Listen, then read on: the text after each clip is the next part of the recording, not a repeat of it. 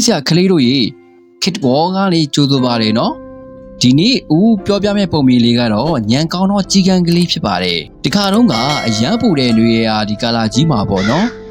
တော်ကြီးထဲမှာကြီးကန်းလေးတစ်ကောင်ဟာရေရမ်းငတ်ပြီးပြန်တန်းနေခဲ့တာပေါ့ဟူပင်မလိုက်တာနော်သူဟာရေလေးနည်းနည်းတောက်ရဖို့အတွက်တနေရာပြီးတနေရာကိုအားသိမ်းပြီးလိုက်ရှာနေရှာတာပေါ့ဘယ်နေရာမှာများရေလေးတွေ့မလဲလို့လိုက်ရှာနေတာပေါ့တော်တော်ကြာပြန်တန်းပြီးတဲ့နောက်မှာတော့ကြီးကန်းကလေးဟာဝမ်းနည်းစရာတစ်ခုကိုတွေ့လိုက်ရတယ်ဟောဒီမှာရေအိုးလေးဝိုင်းဝိုင်းလေးတစ်လုံးအနားကိုဖြည်းဖြည်းလေးပြန်တန်းပြီးနားလိုက်တယ်အဲဒီနောက်မှာရေလေးတောက်ရဖို့အတွက်အိုးတက်ကိုကြီးလိုက်တဲ့ခါမှာတော့ဟဲအိုးအောက်ချိန်မှာရေကနည်းနည်းလေးပဲရှိနေပါလား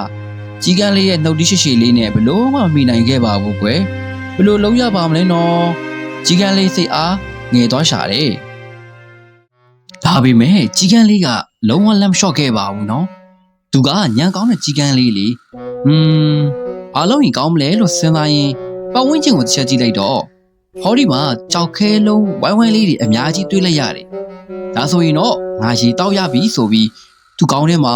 ညံကြီးရှင်အကြံတကူရုတ်တရက်ပေါ်လာခဲ့တာပေါ့အဲဒီနောက်ကြီးကန်းလေးဟာကြောက်ခဲလုံးတွေကိုတလုံးပြီးတလုံးပါးစပ်နဲ့ကောက်ပြီးရေအိုးထဲကိုပလုံကနေပ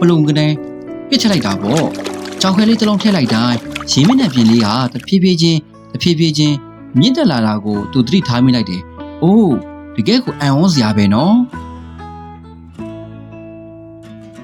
ညံကောင်းတဲ့ကြီးကန်းလေးဟာရေကိုအားရပါရတောက်သုံးလိုက်ရပါတော့တယ်။အာတကယ်ကိုလန်းဆန်းသွားတာပဲ။ရေတောက်ပြီးတာနဲ့ကြီးကန်းလေးဟာ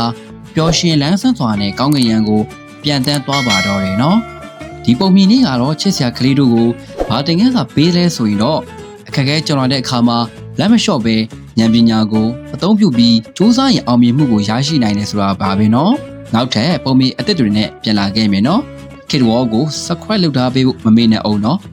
bye bye